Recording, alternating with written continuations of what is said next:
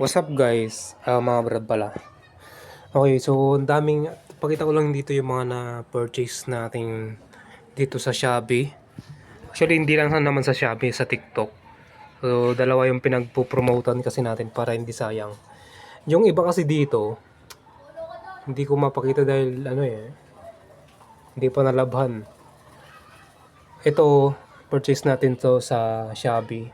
Ito yung nag-trending ko eh. Trending. So, parang nakailan na ako dito. Kano ang bili ko dito parang 200 plus.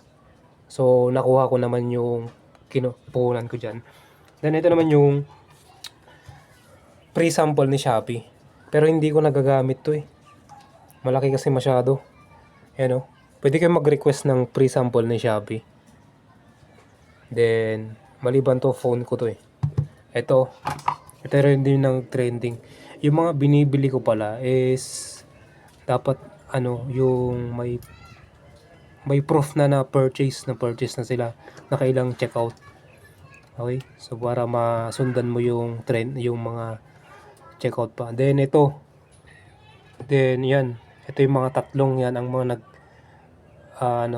maraming order sa akin nung lalong July to until now naman.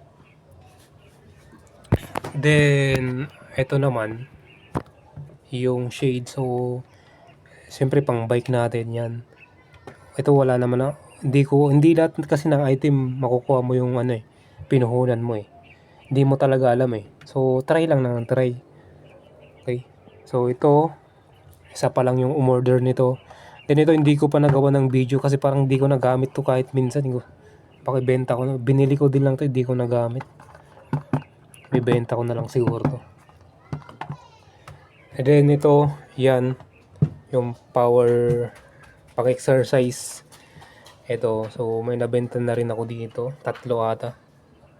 So parang nakuha ko na yung parang 40% pala nakuha natin dito. Hindi siya masyado bestseller eh. Ito mga bestseller talaga kasi kailangan ng mainit sa Pinas eh. Yan o. Lalo to, pero hindi siya commission extra. Ang nakuha lang po natin dito ay ang mistake ko lang ay nasa seller commission. Okay. Then itong helmet, yan, marami na ring order nito. Ito, ang rock pose. So pag may mga puhunan na kayo, pwede kayo mag-purchase. Then pag wala pa is diskarte lang. Tapos pre-sample ni Shopee. Okay. Then ito, pre-sample din yan. Pero hindi kasi lahat ang disadvantage ng pre-sample, hindi kasi mabenta yung iba eh. Parang pang lang talaga, pang pre-sample lang talaga. Tapos parang hirap ibenta ba. Itong damit na to. Ito mabenta to. Kasi nakailang may bumili sa shop ng 20 pesos. Free lang naman to. Pre-sample. Yan o. Tapos ang nagastos ko lang ata dito 10 pesos kasi nagtip pa tayo sa sa rider. Actually dalawa yan na sa labahan pa yung isa, black and white. Tapos yung isang t-shirt. So yan. I think pag binili mo to nasa 250 each.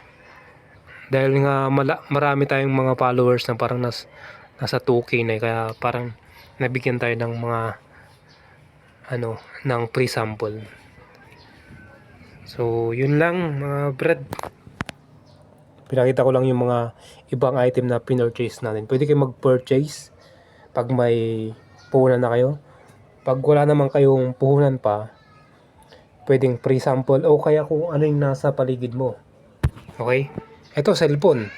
Kung dalawa naman cellphone mo, ito Redmi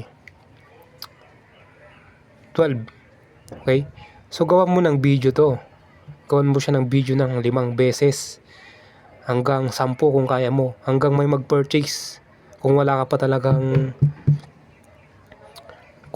talagang pambili ng mga product. Kasi nag-start naman ako ganyan. Wala pang Siyempre hindi siya kasama sa ano, hindi kasi ako pala